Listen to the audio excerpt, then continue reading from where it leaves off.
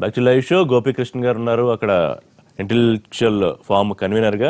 గోపీకృష్ణ గారు, మనం మాట్లాడుకుంటున్నట్టు ఇప్పుడు పాత వాటిని మళ్ళీ దుమ్మిదులు బయట తీసుకురావడం ఒకటి, H1B వీసాల మీద కఠినతరం చేసే ఆంక్షల గురించే భయపడుతూ ఉంటే వర్క్ వీసా సంస్కరణలకు సంబంధించి 2007లో చట్టాన్ని బయట తీసుకురావడం కానివ్వండి, లేకపోతే ఒప్పంద ఉద్యోగులకు స్వస్తి పలికే చట్టం కానివ్వండి, వీటిని కూడా బయటికి తీసుకొస్తే ఎటువంటి పరిస్థితి ఉంటుంది? రెండోది, ఇన్ఫోసిస్ నారాయణమూర్తి లాంటి వాళ్ళు చేసిన కామెంట్స్ తో మీరు ఏకీభవిస్తారా? ఇంకా ఈ సంప్రదాయానికి స్వస్తి పలుకుదాము, ఒక కల్చర్ ఒకటి తీసుకొద్దాం, అక్కడ ఉన్న మన కంపెనీల్లో అమెరికన్స్ ని హైర్ చేసుకోండి, మల్టీ కల్చర్ తీసుకొద్దాం, ఇక్కడ వాళ్ళని ఇంక పంపించొద్దాం అని ఆయన ఒక సూచన సలహా ఏదో చేశారు.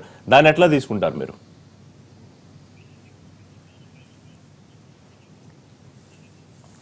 అంటే ఇప్పుడు నేను అనుకోండి, ఇప్పుడు నేను వచ్చేసి మనం ఇండియా నుంచి వచ్చాము, మనం ఇక్కడ వర్క్ చేస్తున్నాము.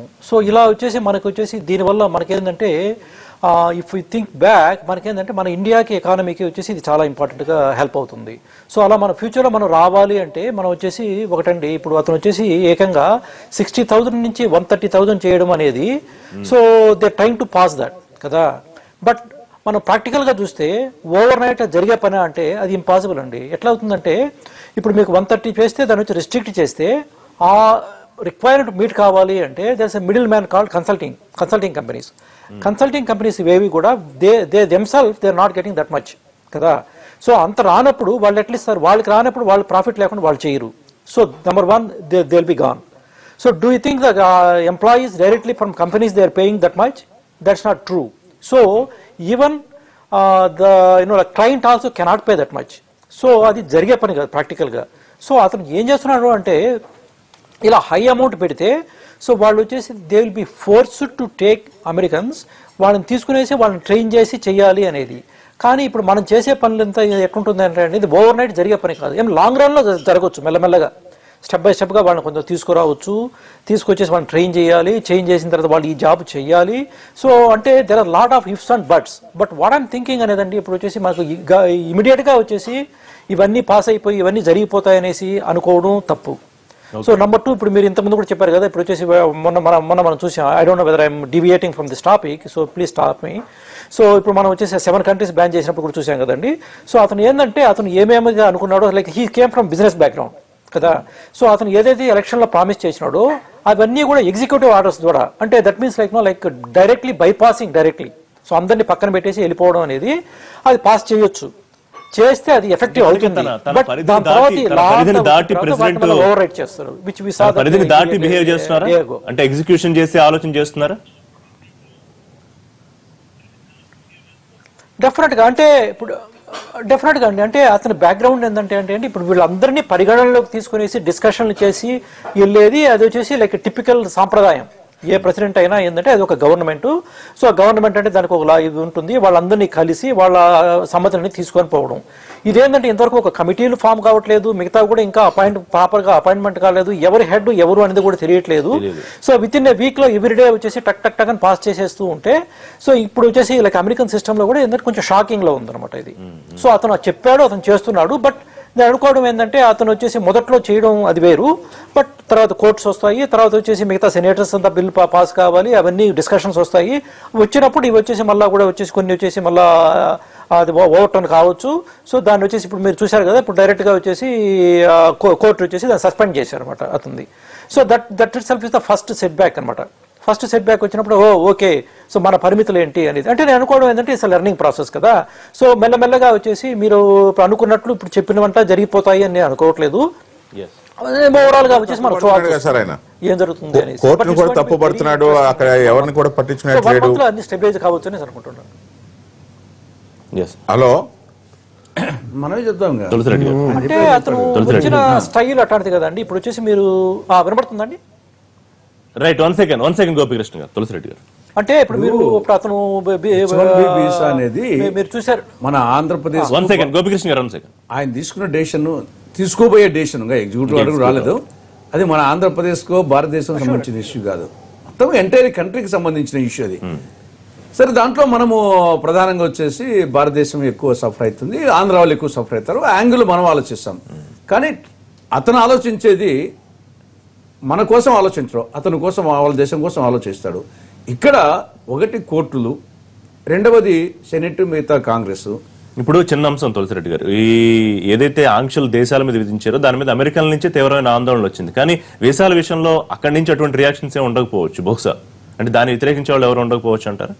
అంటే వస్తుంది, మనది ఎక్కువ ఉండొచ్చు, మిగతా దేశాలు కూడా ఐటీ రంగం తక్కువ ఉండొచ్చు, కానీ మిగతా రంగాల్లో ఎక్కువ ఉంటారు. మన దేశం నుండి, మన ఆంధ్రప్రదేశ్ నుండి ఎక్కువ ఐటీ రంగంలో ఉంటారు, మిగతా రంగాల్లో వేరే దేశాలు ఉంటారు. కాబట్టి అక్కడ కూడా డెఫినెట్గా వస్తుంది ఇది.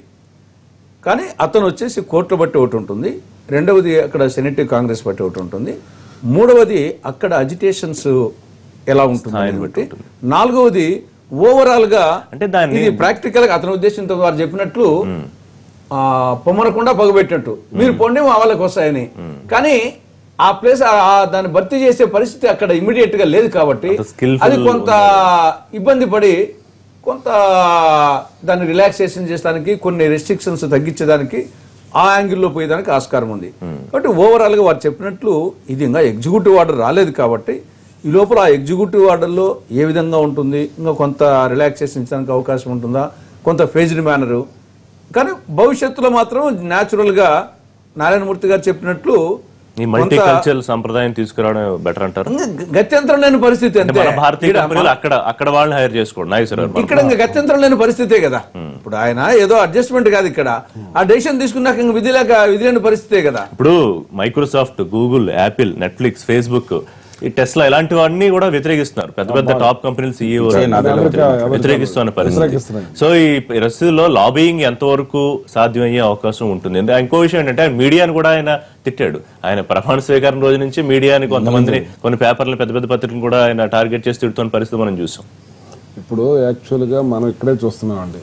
ఇప్పుడు మనం కంపెనీలు పెట్టామంటే ఆ కంపెనీలకి తగ్గ లేబర్ ఉంటేనే ఆ కంపెనీ నడుస్తానికి ముందుకెళ్తా ఉంటుంది.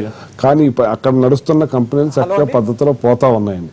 ఈ ట్రంప్ వచ్చే నిర్ణయాలు, ఈ ట్రంప్ వచ్చి తీసుకునే నిర్ణయాలు ఆయన ఏంటంటే మా దేశంలో ఉన్న వాళ్ళే ఇక్కడ పనిచేసుకునే విధానం చేయాలన్నారు.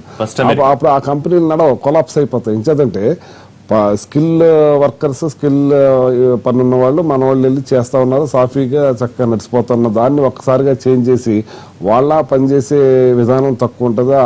వాళ్ళని తెచ్చి మలుచుకోవటం కూడా మన వాళ్ళు అంటే ఫ్లెక్సిబుల్, మీరు నాకు ఈ పని కావాలి, ఈ రాత్రంతా చేయాలంటే పటాపట్ చేసి ఇస్తారు. వాళ్ళ ఆ పద్ధతి ఉండదు, వాళ్ళు ఈ రకంగా పనిచేసే పద్ధతి ఉండదు.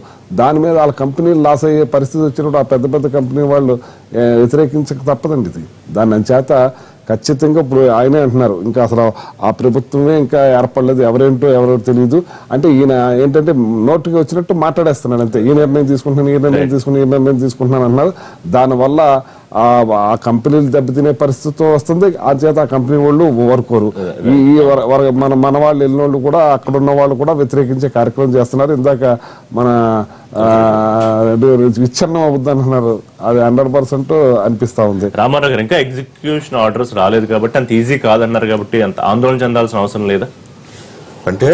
ఇంకా అంత ఆందోళన చెందాల్సిన పని లేదు. ఒకటండి, టాలెంట్ని ఎవరు ఇప్పుడు చెప్పిన నారాయణమూర్తి గారు చెప్పినా, నేను చెప్పిన ఇంకోళ్ళు చెప్పినా, మీ దగ్గర ఎఫిషియన్సీ ఉంది, సరుకు ఉంది, దానికి ఇంకోళ్ళకి రాదు అది. కాబట్టి ఎఫిషియన్సీ కౌంట్స్, టాలెంట్ కౌంట్స్. ఇప్పుడు నాదెండ్ల సత్య అయ్యాడంటే మైక్రోసాఫ్ట్ ఎవరు రికమెండ్ చేస్తే అవ్వలేదే, టాలెంట్ ఉంది కాబట్టి అయ్యాడు. అదేవిధంగా ఇండియాలో ఉన్న అమెరికన్ కంపెనీలకు కూడా వాళ్ళే ఉన్నారు, మన దగ్గర ఇండియన్స్ ఉంటే లేరు. కాకపోతే ఏంటంటే ఇక్కడ ఇన్వెస్ట్మెంట్స్ ఇవన్నీ కూడా వస్తుంటాయి, వారిని దృష్టిలో పెట్టుకుని వెళ్లాల్సిన అవసరం ఉంది. ముఖ్యంగా ఇప్పుడున్న పరిస్థితుల్లో మాత్రం ఆంధ్రప్రదేశ్ నుంచి అక్కడ కానీ ఇక్కడ కానీ తెలుగు వాళ్ళందరినీ కూడా ప్రొటెక్ట్ చేయాల్సిన బాధ్యత ఉంది. వాళ్ళకి ఏ విధంగా లాబింగ్ చేయాలి, కేంద్రం ఒత్తిడి తీసుకొచ్చి మా నాయకుడు కూడా, వాళ్ళ ఎంపీలందరూ కూడా పార్లమెంట్ లో కూడా రైజ్ చేయమని చెప్పారు. అదేవిధంగా అమరావతిలో కూడా అంతర్జాతీయ ఇన్స్టిట్యూషన్స్ కూడా తీసుకొచ్చే కారణం కూడా భవిష్యత్తులో ఎలాంటిని అధిగమించాలంటే మన కాళ్ళ మీద మనం నిలబడాలా, మన దగ్గర టాలెంట్ రావాలి, మన టాలెంట్ మనం ఉపయోగించుకోవాలా, ఇన్వెస్ట్మెంట్స్ తెచ్చుకోవాలి. అదేవిధంగా బయట దేశాల నుంచి వచ్చి ఇక్కడ అమరావతిలో చదువుకునే విధంగా ఇవాళ అంతర్జాతీయ స్థాయిలో ఇన్స్టిట్యూషన్స్ కూడా రాబోతున్నాయి. అదే స్థాయి జీతాలు, అదే విధంగా రావాలి, మన ఎకానమీ పెరగాలండి. అదే కరెక్టేనండి, నవీన నాపచర్య పడినట్టుగా ఆ విధంగా ముందుకు వెళ్తుంది రాష్ట్రంలో. ఎందుకంటే ఇది ఇది ప్రారంభం మాత్రమే. ఆ డాక్టర్ 3 సంవత్సరాలు అయిపోయింది. ఇక్కడ ఈ దేశంలో, ఆంధ్రప్రదేశ్లో కూడా చాలా మంది F1 వీసాలు స్టూడెంట్స్ లోన్స్ తీసుకుని వెళ్ళి అక్కడికి చదువుకుని అక్కడ ఉద్యోగం చేసి ఇక్కడ చేయటానికి చాలా దాంట్లో పంపించారు. చాలా మంది అలా వెళ్ళి స్థిరమైన ఉద్యోగాలు లేకుండా ఉన్న వాళ్ళు లక్షల మంది ఉన్నారు. వాళ్ళు డిపోర్టేషన్ ప్రాబ్లం ఉంది, వాళ్ళని వెంటనే ఇల్లీగల్ అంటారు.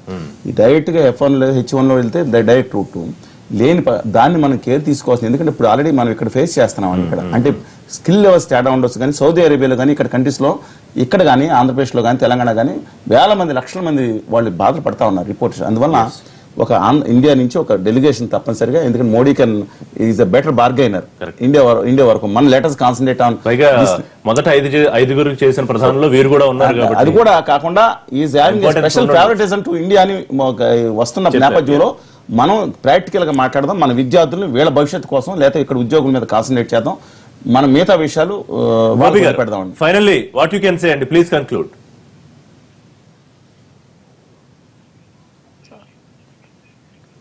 అంటే ఇప్పుడు మీ కన్సర్న్స్ అన్ని దే ఆర్ వెరీ ట్రూ అండి. ఎందుకంటే ఇక్కడ స్టూడెంట్స్ వచ్చి ఉన్నారు, వాళ్ళు చాలా ఇబ్బందులు పడుతున్నారు. ఇప్పుడు వాళ్ళకి జాబ్ పరిస్థితి ఏంటి, ఆల్రెడీ ఉన్న ఇష్యూస్లో కాకుండా మళ్ళీ ఇది.